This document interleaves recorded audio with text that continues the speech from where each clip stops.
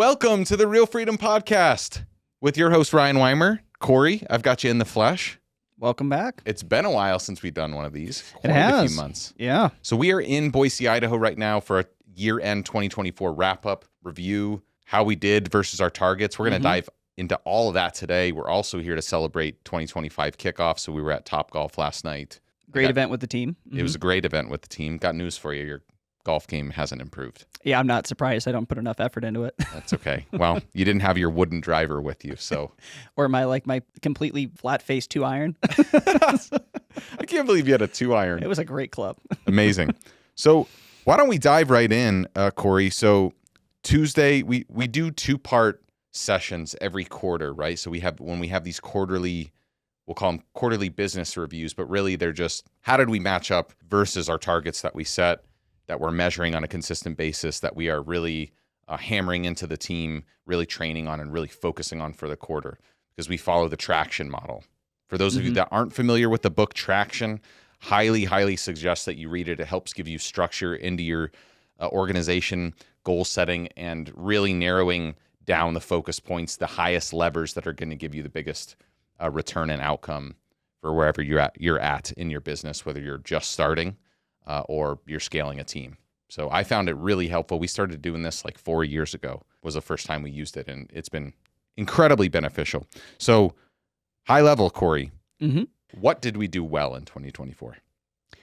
Yeah, so we did really well relative to what we'd set out on a couple of areas. Average deal size, we were right on track with what we anticipated, which is about a $3,000 increase over where we were at in 2023. Which was what?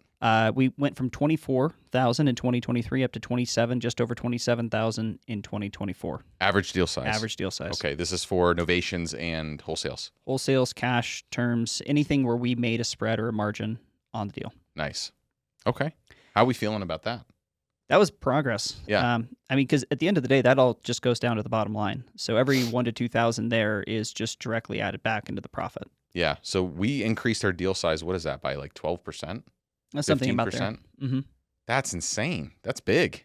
Yeah, we were shooting to try to make about that increase because we thought that was audacious at the time, and we hit it, which was great. How'd we hit it? The biggest thing I would say is we put a lot of focus and emphasis on negotiations and price cuts, and then we can also talk about a little bit of price renegotiation on the back end. But it was just a hyper focus on trying to get to a lowest acceptable offer as opposed to coming up to our max allowable offer. Okay, this is really good and worth diving into right away. There's a huge mindset shift that needs to happen in your organization or with yourself. Definitely with yourself first before you can cascade it down to your team. The seller is going to have a number in their mind. We as investors have a number in our mind. There's an inherent gap there, right?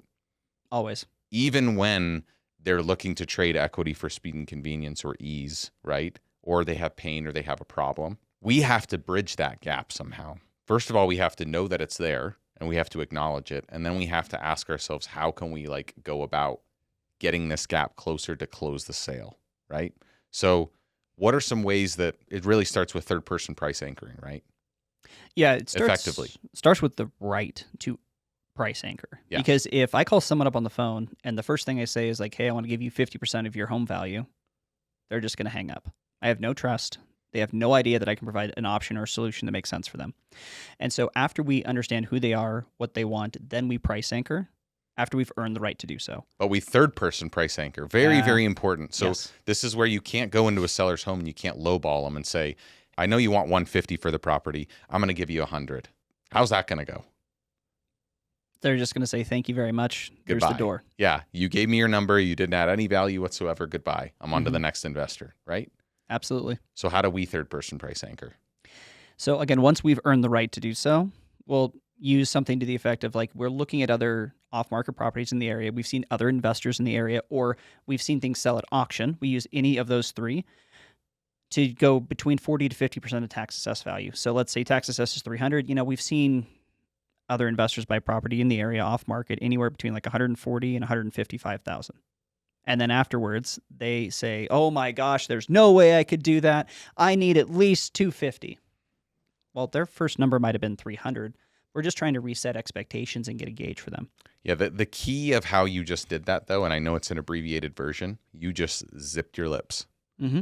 So what we were doing before we started getting really good at this is we would have people say, looks like other investors are buying properties off market in the 140 to 150 range. I know that's probably not good enough for you. So that's not our offer or what we can pay, but that it looks like that's what other people are willing to pay, right? You fill in that empty space because you're nervous. It's awkward. It's really hard to do that in person. It's very, very awkward, right? Mm-hmm.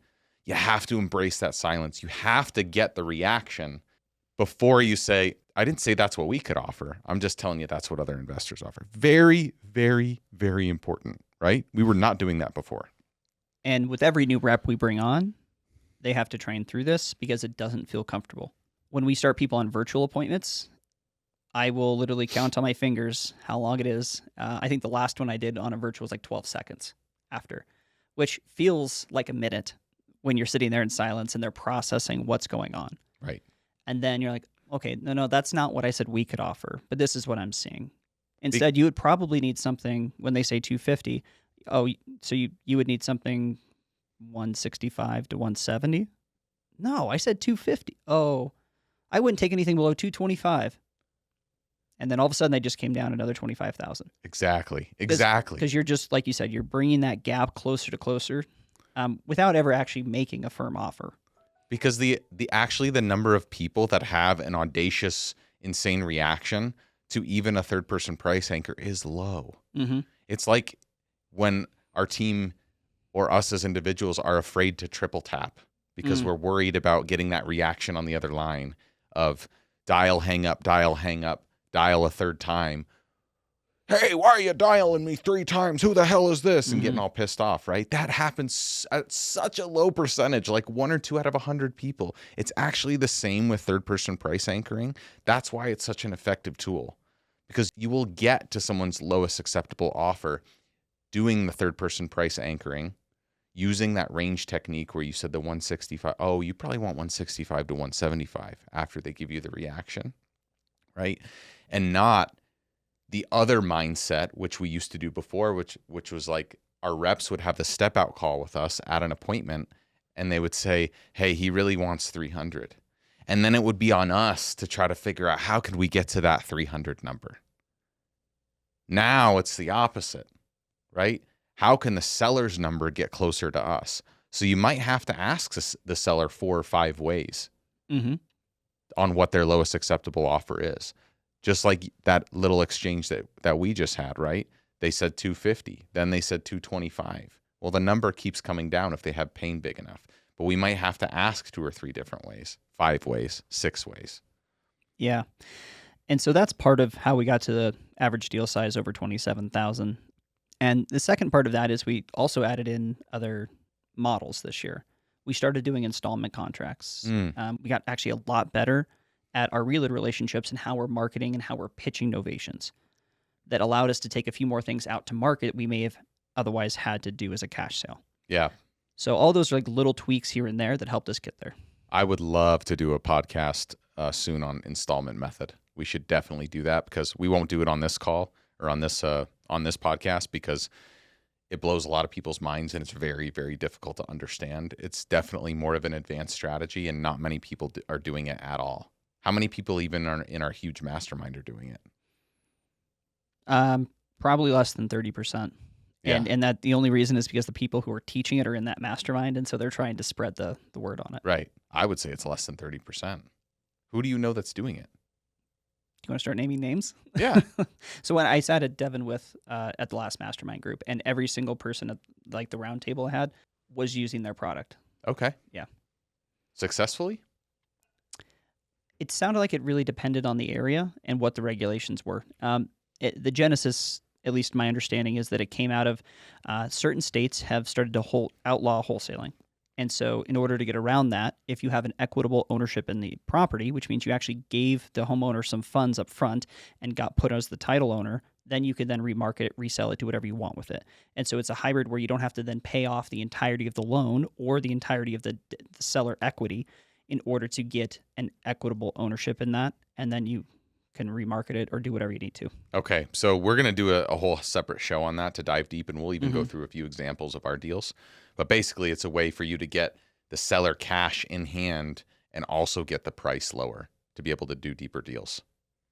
At Offer Now Idaho, we're looking to hire A players to run our organization and help us grow our business. But in what other field can you be talking to people on a regular basis that need help? From losing everything, but that is finally in enough pain where they're ready to change their life. We're out there meeting with these people that need our help. Nobody else is there. Some of the things that I'm honestly most proud of are the conversations where we had a tangible impact and didn't get the deal. I know that doesn't add to the bottom line, but it does help in reciprocity and putting goodwill out in the world. I was also an engineer, and I was so many levels removed from having a direct impact on an individual that if you've never had that experience and you're saying, well, I want to be able to look at my family members and said, here's the impact I've had.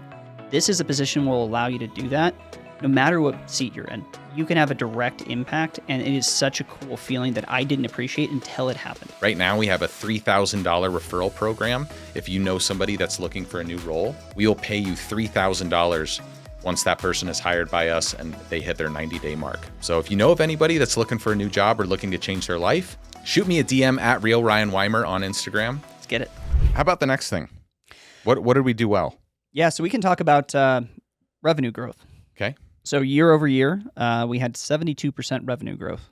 So got up from 1.1 to about 1.9 million last year. In a real estate recession. In a pretty challenging economy where we had some of the lowest number of homes sold on market. Yeah. Boise, Idaho got crushed when interest rates changed. Absolutely. So 2022 was a really, really hard year for us. Mm-hmm. 2023 was a little bit better. It felt like 2024 was finally the year where things stabilized a little bit. We had our record month in May of 390,000 in 1 month, followed by a couple months that were pretty awful. Barren. But then we ended the year really strong. We got 15 contracts in December. I think we have 4 or 5 now to start the year. 6. Okay. And we're filming this on January 10th. So we got 6 to start off 2025 in 10 days. What was the biggest driver of that revenue growth? We got a lot better at doing novations. And so we took things to market, especially early in the year. And then we had a couple of big deals. And some of these were actually novations that were such screaming deals that we ended up converting them over into a cash sale, doing very light renovation and then relisting. But that all comes back to the initial piece, which is did we negotiate hard and make sure that the seller's needs were met? It still made sense for us. Yeah, absolutely. We also did our biggest deal in company history in 2024, which was just shy of $400,000 profit plus another $500,000 at 0% interest in our bank account using Weimer method. So the funny part about that deal is we thought we were going to make like 800. Yeah. Right. But seasonality came in, and once really like end of July hit, seasonality starts really early in Idaho. Man, that shrunk pretty. Our buyer pool with rates increasing shrunk pretty fast. Yeah, and we saw this across the whole of the state because that was over in eastern Idaho.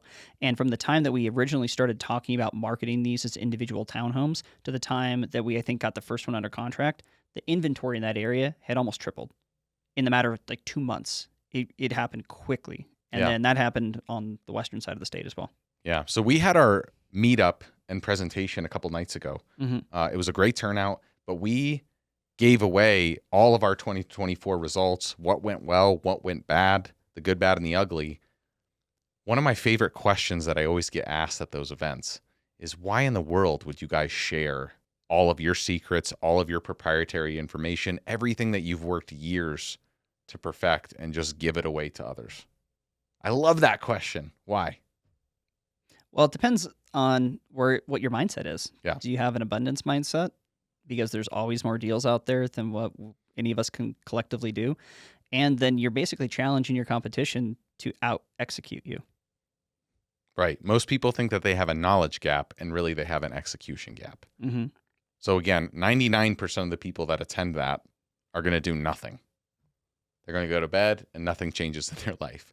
But it is cool to be able to provide that value for the 1% of people that are really going to take something in that presentation and implement it and make them a bunch of money, get to financial freedom, grow and scale their company, do all the fun things that people do.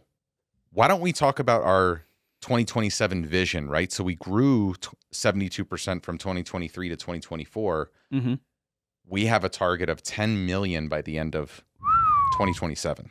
Yep. Huge target. What is it for 2025?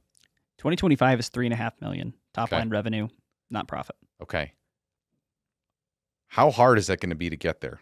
It broke my brain, honestly, just trying to think about it. And when I say that, it's like, because I was using the same frame and perspective of the people we have on the team now and the processes we have on the team now, and said, we've already done all the things we can do. How do we get even better? How do we more than double that? And it's because we have to change and grow and probably do new things we're not even putting in the business right now. So can you get a little bit vulnerable here? Because if you're listening to this podcast, it probably means you have a growth mindset. Mm-hmm. Okay.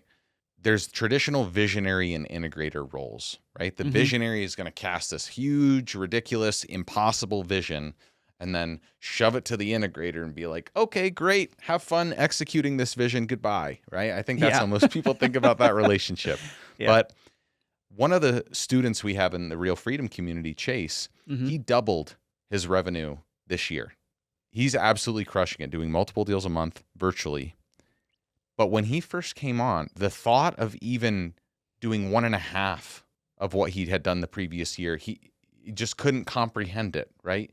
You don't know the right levers to pull. You don't know where your focus areas should be. You don't know what you don't know. Mhm. And so I thought I'd ask you to get a little bit vulnerable about having these big visions. What is that internal struggle of, oh my gosh, how am I going to do this? Yeah, the biggest thing is just like the evidence of proof of like, how do we get there when we've been here? Like, is there enough hours in the day? Like, can I do double what I'm doing now if I continue to do the same thing? And the answer is always no. But the evidence is always, here's what I've done. Here's what I've seen be successful. Here's the people on our staff that I've seen what their output and productivity has been. And those numbers don't equal that number. How do we get there? That's impossible. It really, like, it feels impossible at first until You look you back a look year. back and then you process. And then you start to chunk it down and to say, like, okay, what's the really big thing that we could potentially do that's going to make the big difference and it's actually going to help us get closer? Because last year you felt the exact same way. Yeah. Oh, yeah. Yeah, because you run so hard towards a number, towards a thing, and then all of a sudden it's like, cool, that was the goal. And then all of a sudden you look up and you're like, oh, wait, the goal's way higher now. Like, we did all the struggle to get towards this, and we didn't even quite get there because our goal actually going into 2024 was to get to 2.23 million. And so we fell short of that. But is that a failure? No, it's not. It's progress. Yeah, because our trajectory is up and to the right. We Mhm. grew 72% while being profitable at the same time. And I Mhm. think a lot of people, they don't understand, if you're trying to scale a business, profitability is second to generating revenue, right? You have to grow top line revenue before you can be profitable in most businesses, okay? That's why Amazon was a massive money loser until like just a couple of years ago. They Mhm. started to turn a profit. That's a huge example of that, right? So if you want to be a smaller operation, if you want to be a solopreneur and you don't want to scale, you can be insanely profitable, but you're not going to have leverage. You're going to be the person that's doing everything. You're going to be the person wearing all the hats. You're going to be the person on the calls with sellers, closing deals forever until you decide not to. And then you're either going to have to hire or you're done. You're going to retire, right? So you have to decide what is right for you. But this linear way of thinking as engineers, right? Mhm. It's challenging It is. when you have that, but I only have this many hours. Our past production has been this. Following that same linear progression, we can't get there. But that's where leverage comes in. Leverage is hiring people. Leverage is training people to do 10x the amount that Cory can do in a day. Mm-hmm. Yeah, I think the big thing is when you're looking at these big goals, and it comes back to like the book Who Not How, which is like you can't do it alone, ever. If you want to do something that's way bigger, way more audacious than what you'd previously done. What about somebody that is a solopreneur? Most of the people that listen to this podcast, they don't have teams yet, right? They're just starting out, or maybe they're in their first year. Maybe they're doing a deal a month or something, right? Mm-hmm. What should target setting look like for them? How should it be different than somebody that's looking to scale, and what are the challenges they're going to go through mentally?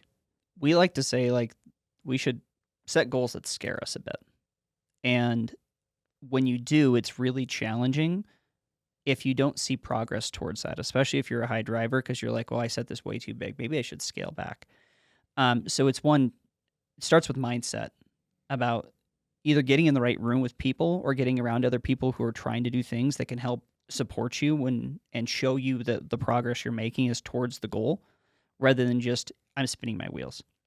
And then the second piece of that is who can you use that's leverage that helps you get way better. So maybe it's like just spending a month talking to different title companies until you can find a badass escrow agent that makes the rest of your life and job so much easier that you can focus on actually just closing the deals. Or, Here's the issue with that, though. Let me play devil's advocate. Yeah. That takes years. How many bad escrow agents did we have? A lot. Right? A lot. But it comes back to your network then. So who can you use that's going to put you in touch with somebody that is already doing a good job? And you're going to fail and you're going to continue to struggle. But that's when I'm saying the who is like, I'm thinking about within the last couple of years, the biggest progress that we've made have a lot of which just been better relationships. I know, People but who do things at a higher level. And it's really hard when you're the solopreneur to stop doing the lead generation and the cold calling to pull yourself out of that because they're like, well, then I'm not doing the thing that's going to get me closer to the thing I want. So here's a helpful frame for that, right? It's the expectation that's your problem, not the plan. Okay? It's always going to take longer than you think. It's always going to cost more. It's always going to be harder than you think. So again, it's your expectation that's the problem, not the plan. So if you're a solopreneur and you're setting these targets, right? And in 6 months I'll do this, in a year I'll do this. Sometimes their time horizons are even shorter than that most of the time, right? I'm going to get my first 10 deals in 3 months. Yeah, exactly, right? And a lot of that has to do with the social media crap that sells people unrealistic expectations. Mm-hmm. But if you zoom out far enough and you can train yourself to think in years instead of days, or decades, not days, even better, what does that do to you in the near term? That encourages positivity and action of like, dude, it doesn't matter if you close a deal in the next week or the next month. Where are you going to be at in 10 years? I know that's really hard for people. Incredibly hard. Yeah. And it doesn't happen overnight either. But that's what I mean is like, yeah, expectation setting with yourself doesn't happen overnight, but neither do the results. And they always take longer than you think. So the number one way to guarantee that you're not successful is inconsistency. You must first become consistent before you can become exceptional. How does one go about doing that? Oh gosh, how much time you got? It's your podcast. I mean, this really comes back to a mindset of, are you committed or are you saying you're committed? Because there's a difference between saying I'm committed. It's a lot harder to be committed. So what does commitment look like? You have a target, a number of people that you need to talk to every day, number of emails you need to send, number of new relationships you need to form, and you track that meticulously every day. I don't care if your first week or first month, your goal is to talk to one new person per day. If you track that in a Google Sheet, X means you did it, blank means you didn't. That'll already set you up for that accountability with yourself and tracking it. And I know I have a lot of students that we work with.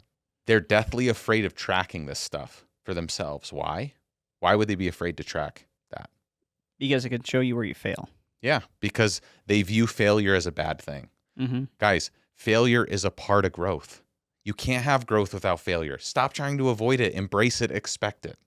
So that's how to be consistent. Just set expectations with yourself that are a lot further out. You're going to be way better off. It's just really hard when you're messaging that sometimes, when you're messaging that to other people, because you want to tell people you're being successful, right? That's just an ego thing. Just an ego thing. It's just like, cool, I'm working on this now. I'm growing in this way. But then they put labels on it. Like, oh, I'm doing this now because I'm going to X, because people ask you, why, or what's that? And then you feel like you have to justify, oh, well, because I'm going to make X amount of money, because I'm going to close X amount of deals, because I want to be a real estate investor and have passive income, whatever that is. Because we try to put labels on ourselves to justify it to other people. Yeah. Well, I think I'm going to steal a little thing from Alex Hormozy, because when he said it and I heard it for the first time, I was like, that makes a lot of sense. That's me. So if you're a driver, you're inherently impatient. And so I've always labeled myself as an impatient person. But what that did is it gave me an excuse to set unrealistic expectations with myself. And then I was constantly frustrated.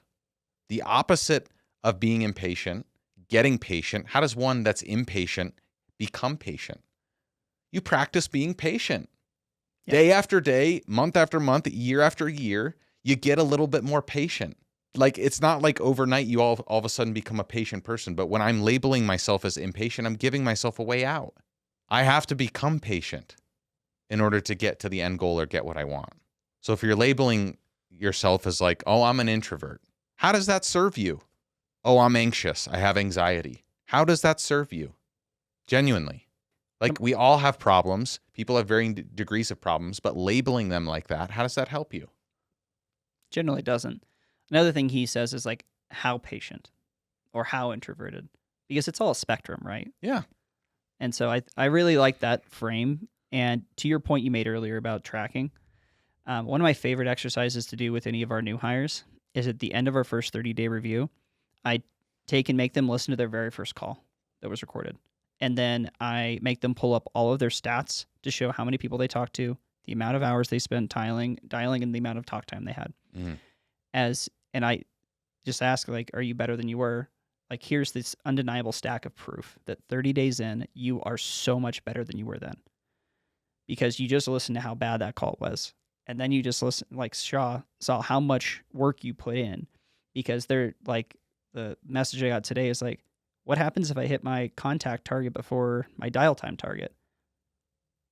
Keep going. Like, that's the answer. Because you haven't put in enough reps yet to know what you don't know. And so if you have like a really good day, enjoy the advantage of it, because there's days when that's not going to happen. And it's going to be more of a slog. 100%. Let's go one more good thing before we get into the juicy bad stuff. Yeah, the other good thing, we actually exceeded our contract goal. We had a contract goal of 122. 2023, we were at 87 signed contracts, not closed, signed contracts. We hit 127. So we added 40 signed contracts more than what we got the year prior, which was a big accomplishment. And a lot of that came because we brought on good people. We trained the heck out of them, and we gave them a lot of leads and opportunity to go after. And we have some audacious goals for what we're going to get to this next year at 207 signed contracts. Why? Because we can. Yeah, I think it's incredibly impressive when you consider our marketing budget is a fraction of most companies that do this kind of volume. Mm-hmm. So we are very frugal when it comes to marketing, not because we want to be or because we're proud of that, because we just haven't had the sales staff to feel confident to pull the marketing lever, right? Yes. So, and once we do, that's going to be a massive catalyst for us for growth. Like the year that we do that, when we double or triple our marketing budget, it's going to be insane how many deals we get. Oh, yeah. Yeah. To talk about the why behind that is like when we were at CG and I was talking with Damon, and he's like, every month I pull the $1 million TV budgeting lever and I watch our account go to negative 1 million on that. And then we've got to come back on revenue. He's like, you really pucker up when you pull that lever, right? And so you can make that lever as big as you want, as long as you've got the ability to execute on it. They spend $1 million a month on TV In one market. in one market. Yeah. That's insane. Yes. Goals, man. That's really cool. Wow. What do you think was the biggest factor to us exceeding our contract target? We poured a ton of time and energy into hiring. I think that was the biggest one. And we started that back in 2023. And the majority of the contracts that were signed this last year came from people that we hired at the tail end of 2023. And then we got a boost from some additional hires that we had at midway through and at the end of 2024. Got it. But that only came from a ton of time and effort and energy and resources. Yeah, because there's a delay effect between when they get caught up to speed, their pipelines get full, they get trained up, then they start getting stuff under contract. And then, of course, revenue lags even after that, because then stuff's got to close. Yes. So it can be a long time. It can be 6 months to a year before you as a business owner get that investment back. It's a huge commitment. It's a huge deal. Mm-hmm. The last thing I would say is that partly what drove the revenue and partly what drove a big thing that drove the number of contracts is we also exceeded our total number of appointments that we planned to schedule. So this is appointments that we set. We had scaled that about the same percentage. We went from 727 back in 2023 to 1,131 newly scheduled appointments in 2024. Wow. We set over 1,000 appointments. Mm-hmm. Yeah, close to 100 a month. In Little Boise, Idaho. Mm-hmm. Yeah, close to 100 a month there. Why don't we go over our 2024 inbound lead data and our 2024 outbound lead data? So just to set that stage, an inbound lead is a seller's reaching out to us, right? These are your paid marketing channels, Google pay-per-click, TV, radio, billboards, direct mail, all that stuff. They're responding to an ad. They're seeking you out, raising their hand, saying, I have a property to sell. Outbound means cold calling, texting, ringless voicemail, emails. This is cold outreach. Mm-hmm. Yeah, so when we look at our inbound lead sources, our target right now is to have 40% of those that come in the top end of the funnel get converted over to an appointment. We got that from other folks in the industry where if we're hitting that metric consistently, we're doing a pretty decent job of showing urgency, of showing tenacity on a follow-up, and then getting in front of folks. We actually ended the year right around 40% for our inbound lead to appointment ratio. Where we struggled was in how many of those were actually attended. So we would rush through, we'd get them on the phone, we'd say, yep, we're going to schedule an appointment, but we wouldn't really sell them on why they should be meeting with us. Right. So they said, cool, well, that sounds like a lot more effort than meeting with the other 5 people who I filled out a web form for. I don't want to do that. And so of those, only about 27% for the whole year ended up converting over from an inbound lead to an appointment attended. Wow, so we had a big cancellation. 13% gap between the amount that we scheduled and what we actually got in front of. Yeah. So we had a lot of appointment and cancellation. We had a lot of appointment cancellations. Yeah, and this is going to happen when you bring on new members of the team, right? So this is the hardest part about bringing on people. We talk about it time and time again, is when you first bring somebody on, not only are you losing your own time from generating revenue because you have to spend time training them, you're also paying them, and then you're not getting the revenue that you had before because your time is being eaten up. And they're failing with the leads that you're paying for.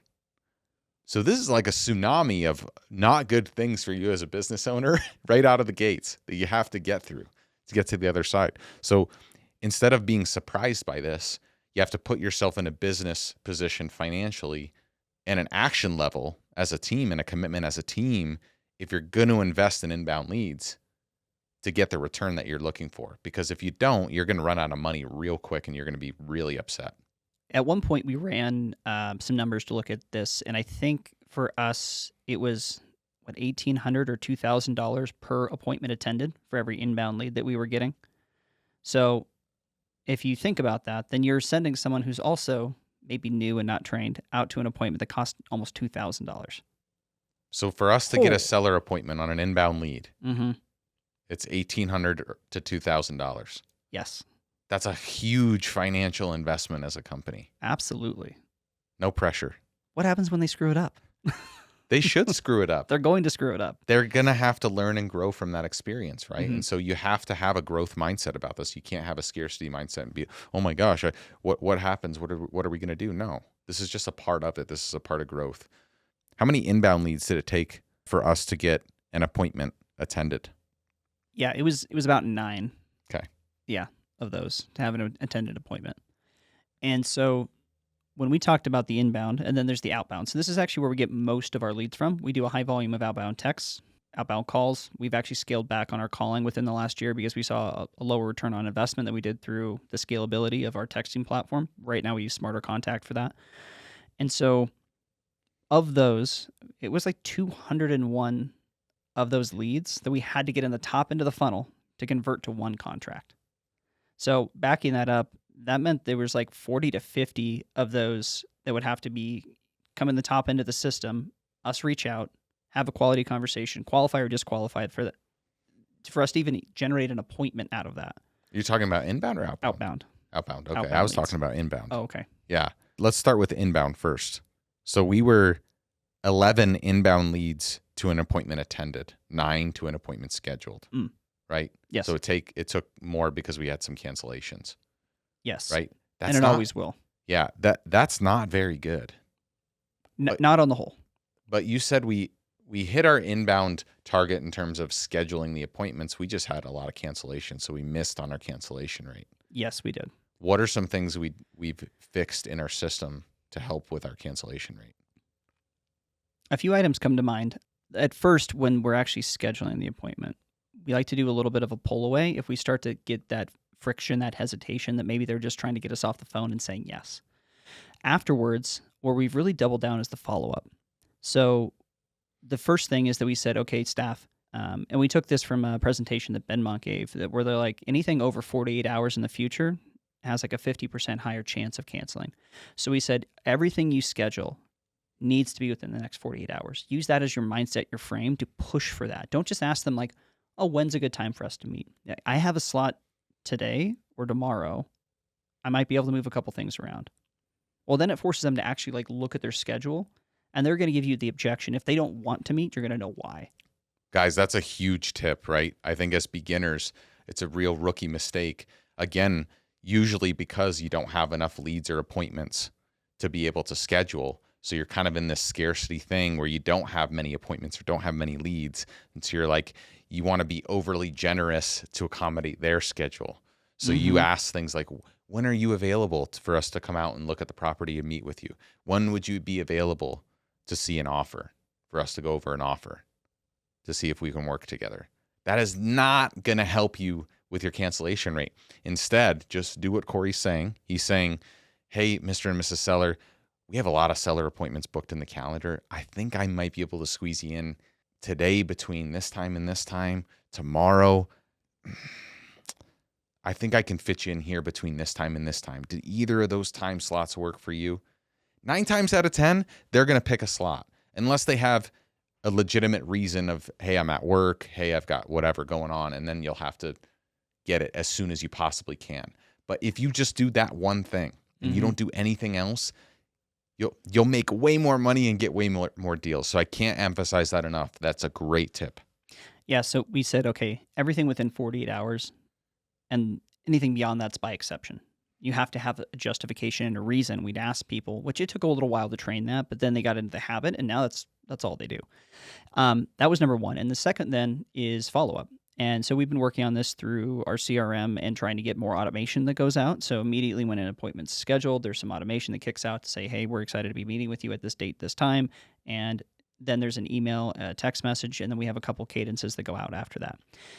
And then it's also just the actual work of calling that person to confirm, of texting that person to confirm, and doing so proactively rather than 30 minutes before being like, hey, I'll see ya. And they're like, oh, I forgot about that appointment. Happens all the time. So doing it the very beginning of the morning and the night before. Yeah, this is all about leveling up your confidence about what your time is worth, right? At the end of the call, when you're setting the appointment, you can also say something like, hey, we have a lot of seller appointments on the calendar. And for us as investors in the business, last minute cancellations really screw things up. Could you foresee any reason that you and your husband wouldn't be able to attend the appointment at that day and that time? Boom, you're getting that commitment or you're getting that objection right then and there. And you're not going to be surprised. You're not going to have a rep drive out an hour to an appointment and have a complete no-show. Okay, so that's how to set up your reps for success on the front end. But just like you said as well, confirming the appointment multiple times, but at the very least 24 hours in advance and at the morning of the appointment is going to help with your cancellation rate big time. We've made some huge improvement here, and I have a feeling 2025 is going to be the year when we hit our 80% appointment attended rate.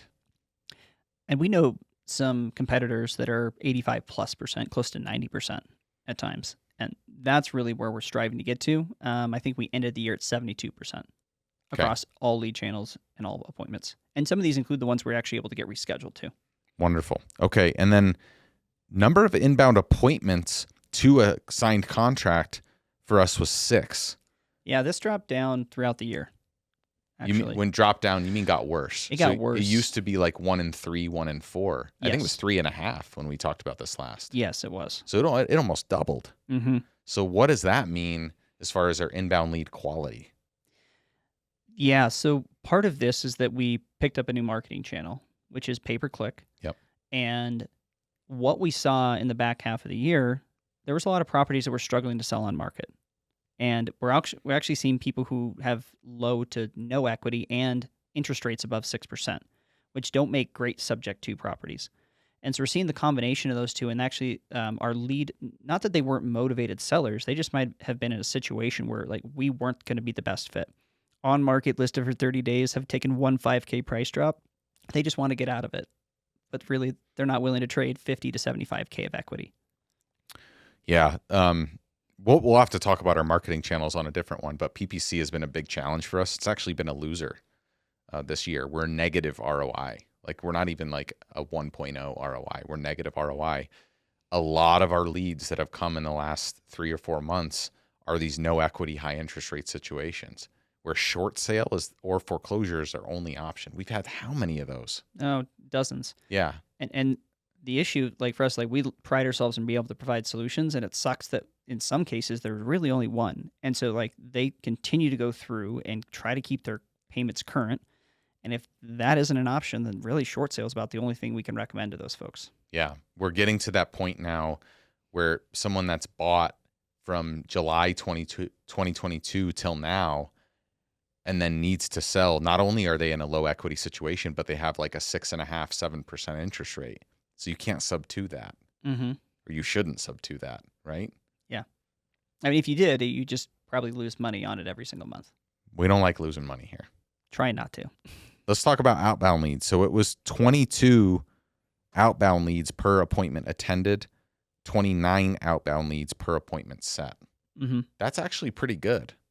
That number came down over time.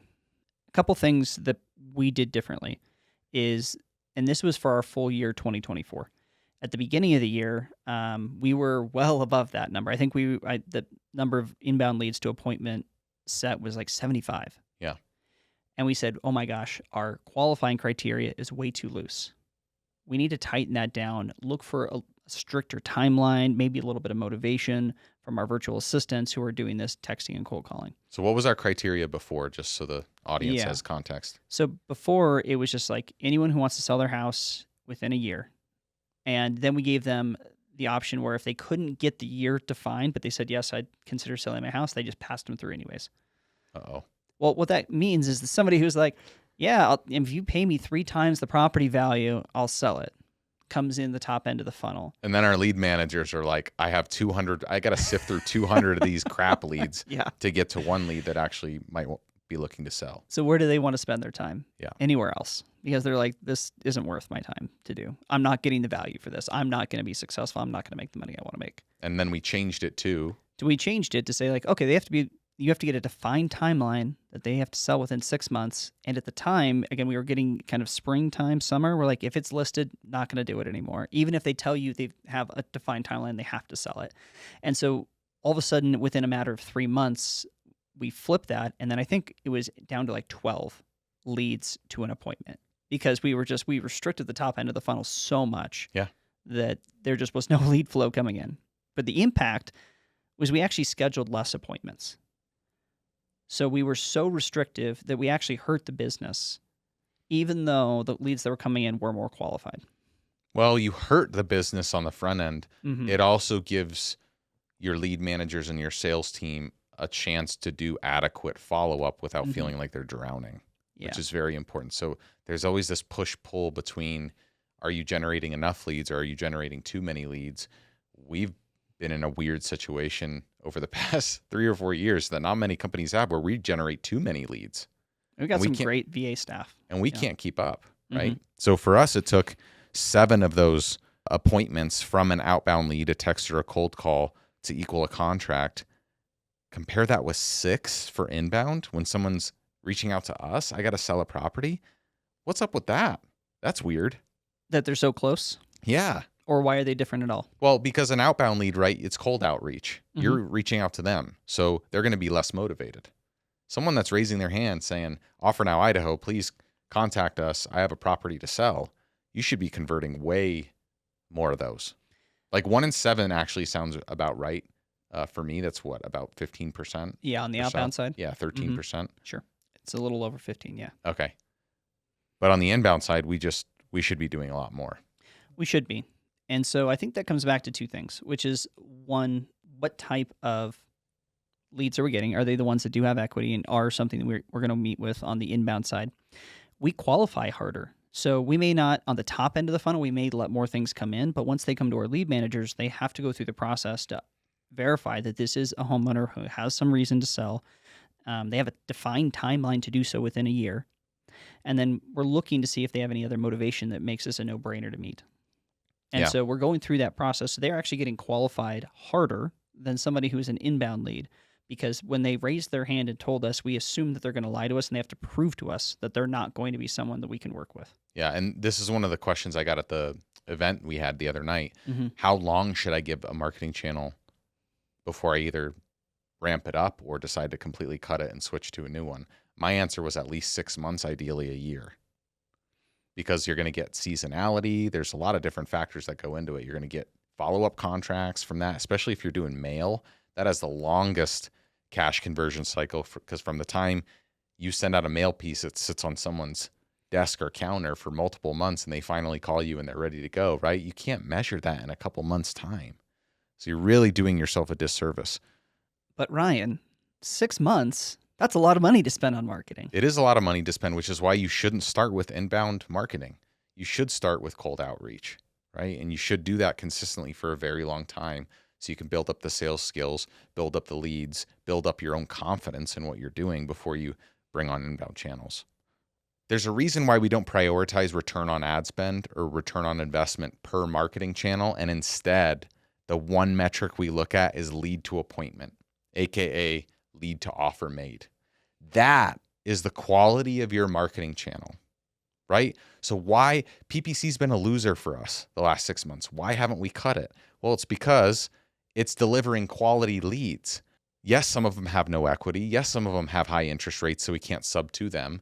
So our return is dwindling because of that. But it has absolutely nothing to do with the quality of the lead that's coming in, because those are motivated sellers. So is your marketing channel delivering you quality leads? The only metric that you should care about to measure that is your lead to appointment, your lead to offer made. And when we look at our inbound channels like that, we're still at like 40% setting appointments from every inbound lead. So that tells me that the marketing channel is working. That's why we're sticking with it. So don't worry about, yes, of course, we measure return on ad spend and all the financials that come with it, but that is the leading indicator is how many leads are coming in, and of those, how many are you setting an appointment with or making an offer for? So now let's talk about how much we suck. How much opportunity, Cory, is in our database, knowing all of our numbers and all of our data of how many leads it takes to get an offer made and get an offer accepted? Yeah, so just to define this, when we say in our database, we mean the records we have within Salesforce, which means that at some point, not just a homeowner, but a homeowner raised their hand, we gave them some amount of qualifying, and then they moved in there. We have over 5,600 of those in our database that have not converted to a contract. So both a mix of inbound and outbound. Correct. If it's inbound, they sought us out. If it's outbound, they responded positively and had some kind of timeline to a text message or a cold call. Precisely. Okay. Yeah, and so when we looked back at all the leads we generated, which was, I think, 1,300 or 1,400 in 2024, we didn't do a great job of getting back in contact with them. They responded to a text message, and then we fell flat on the follow-up. Yep. They responded to a cold call, and then we fell flat on the follow-up. When we look at our database, we actually saw that, and I'll just use Q4 as an example, of our total number of outbound leads generated, we only got in contact, again, with 46% of them. 54% we didn't even get in contact with. I'm sorry. Say that one more time. I'm seated, and I was drinking water, and I almost spit it out. But That would have been good for the video effect. Say that one more time. 46% of the leads that responded positively to a text or a cold call from our virtual assistants, we got in contact with. 54% we still haven't gotten back in contact with. For this quarter? For this last quarter. So over half of the leads that come in, we haven't even contacted. We haven't had a two-way conversation to move that any further Oh along. my God. Yeah. And we hit our contract target for the year. And we hit our contract target for the year. But we're not even talking to half the leads that come in. Over time, we eventually get to more of them. But yeah, even if I look back at Q3, which gave us a whole nother quarter to go after, we were only up at like 65%.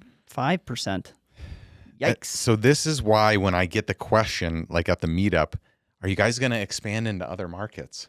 And it's like, we're not even contacting half of our leads in our database. How many contracts? So we did the math. We went through this exercise with the audience.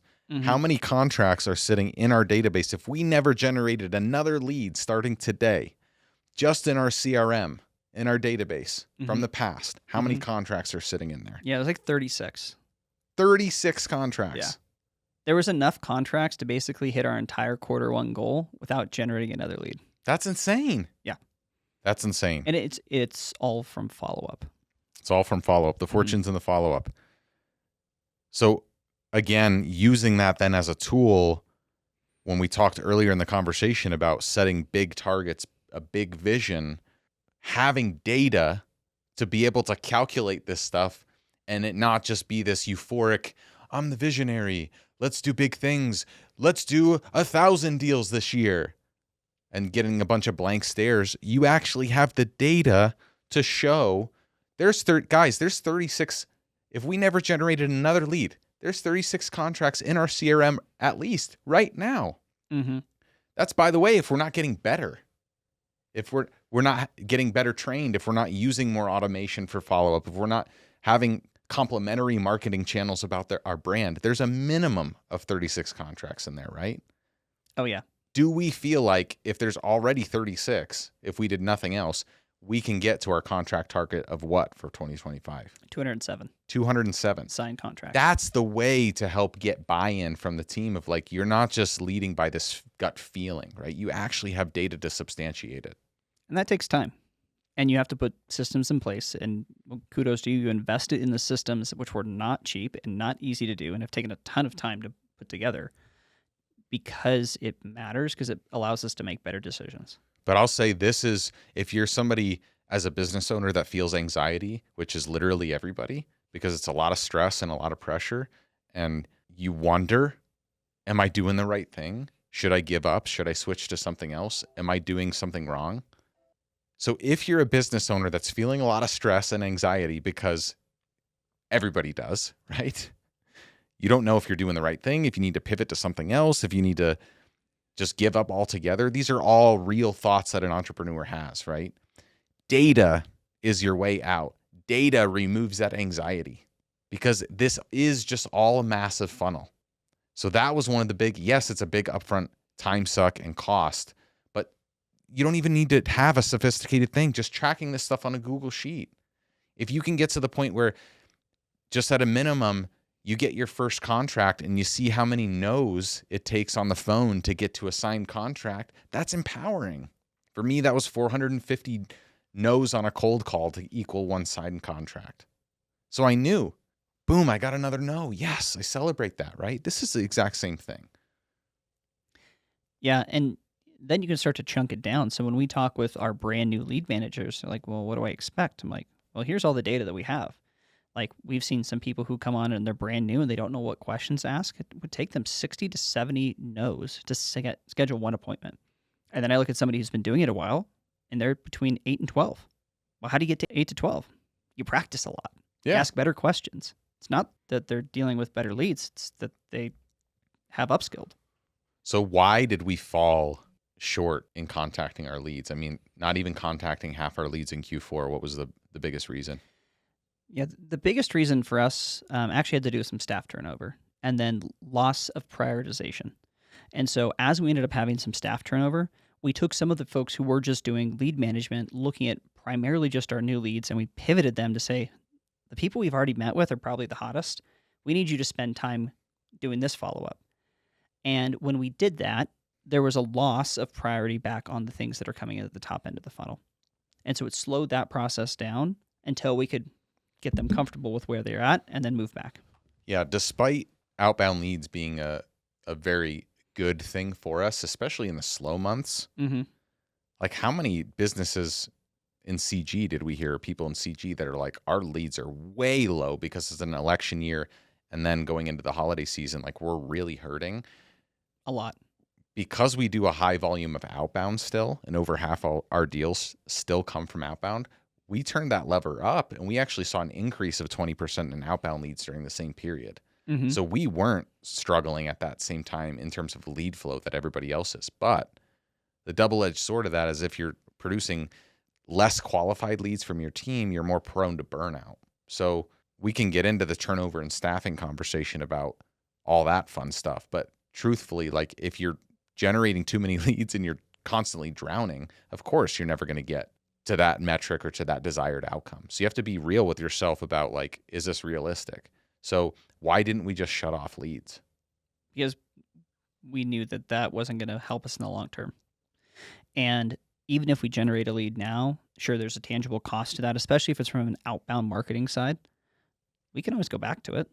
And as we bring on more staff, they're going to call on it. Are we going to get in contact with those people eventually? Yeah. Are we going to miss some along the way? Yeah. But overall, we're going to get more contracts by keeping that lead generation moving. I think this is a really useful frame too, with that same context of like, guys, are you going to another market or whatever? When I first got started, and even a few years in, I used to think, yeah, it'll probably be 100 deals a year, 200 deals a year, 300 deals a year before we hit a ceiling in Boise. And every year, that number just keeps going up, up, up, up, up, right? Because the opportunities are endless. We're on all the other wholesalers' lists in Idaho. Mm-hmm. What's fun is every time another one of those properties comes in, asking for the address and seeing if that address is in our database. 95% of the time, that address is not even a lead in our database, which is insane. Think about that. Yeah, that part. And we text how many people a day? 3,000 to 4,000. We text 3,000 to 4,000 people a day for how many years? 5, 6. So how many people is that per year? It's a lot of people. It's a lot. It's over 1 million texts a year. Yeah. Yeah, we text almost 1.5 million people a year. But the Boise population is only 1 million people. Mm-hmm. So think about that, guys. Your data, you're only as good as your data is. And the fact that other people are getting deals that we have never even spoken to or talked to, what does that mean in terms of what the ceiling actually is? There is no ceiling. I don't think there is a ceiling. I really don't. Of course, you're going to have diminishing returns at some point on your ad spend. But like in terms of how many deals could be done in a year, I think we could do over 1,000 in Boise in a year and not hit a ceiling. I mean, Doug Hopkins' team does over 600 in Phoenix in a year. Mm-hmm. Yeah, it's all the people you wouldn't expect that might reach out because this is maybe a slightly easier option. And then you fill that void. They just have no idea what your business model is, what your offer is until you get in front of them. What about something else that we sucked at? Oh, there's a lot of things. I want to give the audience some good. What else did we suck at? I mean, there's a couple of really tough months in there, especially in October and November. But when we look at our rocks, the big thing that comes to mind is the number of appointments attended. We had a pretty high cancellation rate relative to how many we scheduled. Mm-hmm. And then our other big miss was on just the number of leads that we contacted. Trying to think of other big failures from this year. Well, there's a lot of them. Let's talk about those rough months. And maybe this is a good way to end the 2024 review. Let's talk about what to do in those hard months. What did we do? Well, you should probably just curl up in a ball and cry just hope it gets and better. Give up. Yeah. During the tough months, and so let me talk about what that means. So when we were going through, we had a really big May, a little softer June. By the time we got into the fall, the months right before the election, we were just it felt like banging our heads against a wall. We had reps going on 30, 35 appointments in a row without a contract. And we're like, WTF, what are we doing wrong? And so we basically just went back to the basics. We said, what's all the little stuff we're not doing right? Maybe we're not having quality conversations on the front end because we're feeling salesy. And so we just are going out and meeting with everyone. Okay, let's dive into that. What do we need to do? Do we need to get back on the phones? Do we need to stack contracts? What do those conversations need to sound like? We started doing more call takeovers, meaning like our rep is in person and we're hopping on the phone on speakerphone and trying to help them close this deal. Yeah, provide guys. the confidence they don't have yet. Because we're leaders and we're not in person, right? Mhm. So Cory's stepped into the sales manager role, and with our people, because we do both virtual and in-person appointments, if we have an in-person appointment, you're not able to be there. Correct. So when it gets tough, and especially if you have new reps or somebody you just hired on the team, when they get to a point where it's time to either close or they have a question that rep hasn't heard before and they don't know how to answer, boom, they phone a friend. You're there on speakerphone live in their kitchen and can help get them across the finish line. We've gotten how many contracts in the last 2 or 3 months just from your call takeovers? Quite a few. And you're not even there. That's the thing. Right. But if you're a solopreneur, it's you, right? Yes. If you have one other person on the team, you're now the expert. So you're going to speak with more confidence. And so all it is it's bringing in that second party who can speak with more confidence about things that maybe they'd hesitate on, and then that sows the seed of doubt. And so in those split moments when like they're running the whole thing and then they pause and like, oh, I know you don't know the answer to this, but let me speak on it really quick, and then I'll hand it back over to you because you can read their body language, and I can't. And so that's where we've had a lot of success. Okay. Until they get skilled, and then they have the confidence themselves to take these on and then run all the way, which we've started to see over the last couple of weeks, actually. Let's also talk about extreme ownership, right? I scheduled 2 appointments yesterday from inbound leads. I'm on the phones as the CEO. You're on the phones every single day as the COO. Why? It's what's required right now. Yeah. And so even though we have a team, and it's very easy to look at the team and say, oh, they're not doing what they need to do. Well, like, you can choose to lead by example or not.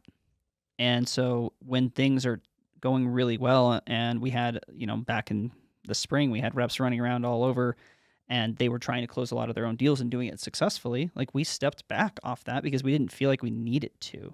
Yeah. And now we need to. Yeah. 100%. So just stepping in. Love that. I think that's a perfect way to end this episode of the Real Freedom Podcast, our 2024 review. Please like and subscribe and comment below what your favorite tip is, what your favorite moment was. We're looking for content ideas, topics that you guys really want to dive deep into. I know we'll do one on installment method and installment contracts. So stay tuned. We'll catch you on the next one. Peace.